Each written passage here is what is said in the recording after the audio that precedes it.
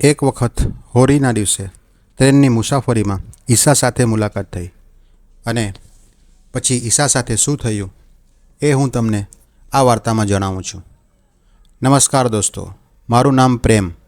હું યુપીનો રહેવાવાળો છું. મારી ઉંમર 30 વર્ષની છે. રંગ ગોરો અને શરીર ઠીકઠાક છે. મારો ચહેરો એક સામાન્ય દેખાવવાળો છે. દિલ્હીમાં મારા પિતાજીની હાર્ડવેરનો ધંધો છે. થોડા વર્ષ પહેલાંની આ વાત છે. રાત્રે મારા પિતાજીનો ફોન આવ્યો કે દિલ્હીમાં થોડું કામનો લોડ વધારે છે, તું જલ્દી દિલ્હી આવી જા. તેથી હું અર્જન્ટલી હોળીના દિવસે જ ટ્રેન પકડી.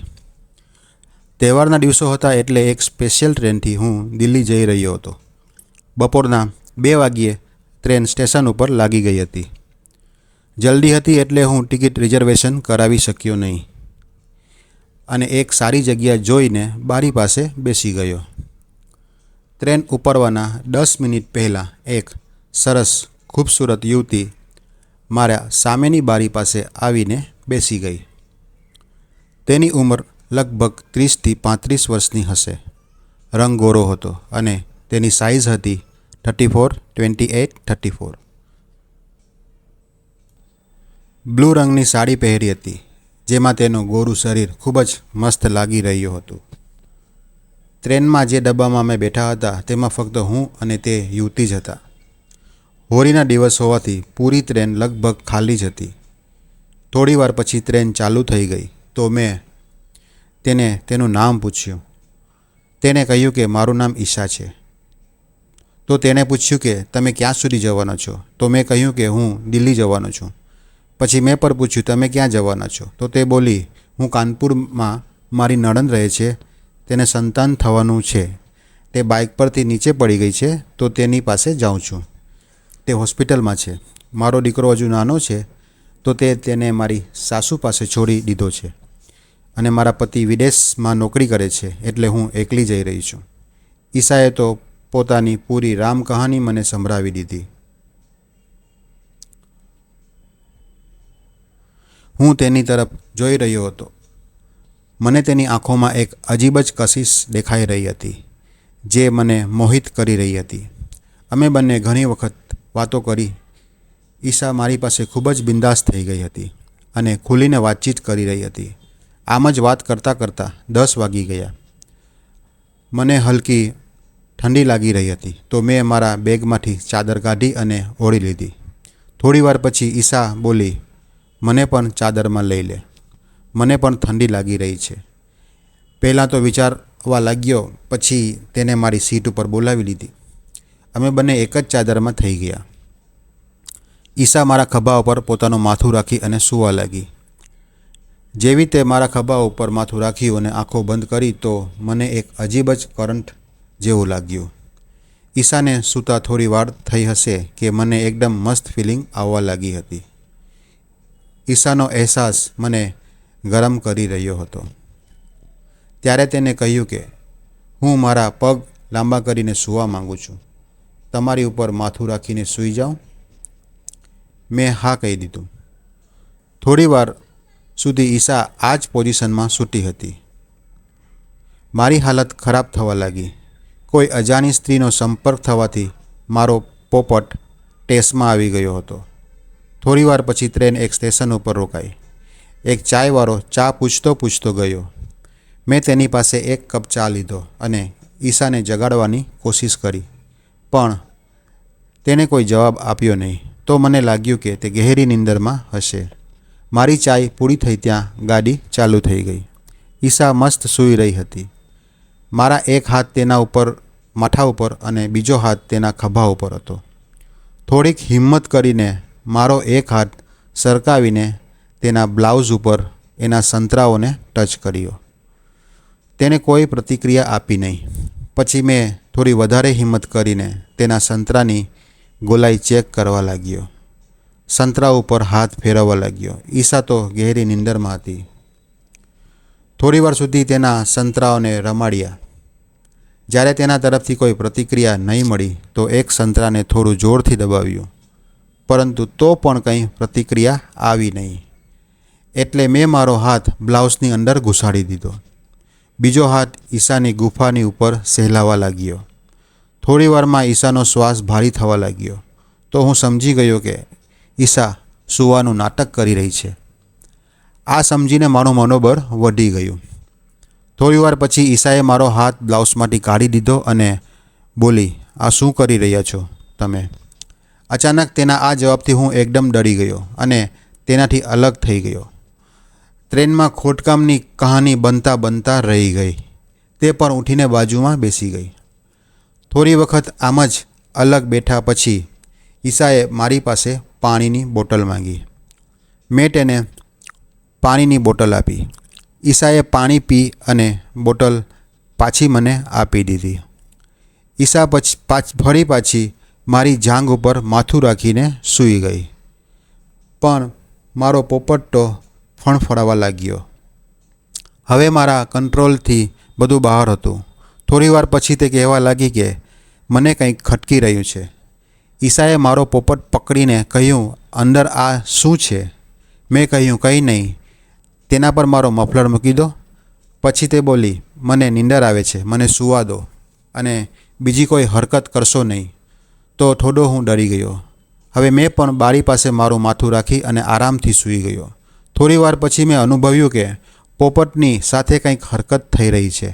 ઈશા પોતાના એક હાથ તેના માથા નીચે રાખીને સૂઈ રહી હતી અને બીજો હાથ મારા પોપટને ચેક કરી રહ્યો હતો. મેં કહ્યું, ઈશા, તને કંઈ જોઈએ છે? તો તેણે ના પાડી. પછી તેને ધીમેથી કહ્યું, પોપટ તો બહુ મોટો છે તમારો. મેં કહ્યું, શું? તેને દબાવતા કહ્યું કે આ જો તારો મહારાજ છે તે મને ખટકી રહ્યો છે. મેં તેની ઈચ્છા છે એમ સમજીને કહ્યું કે શું તમે તેના દર્શન કરશો?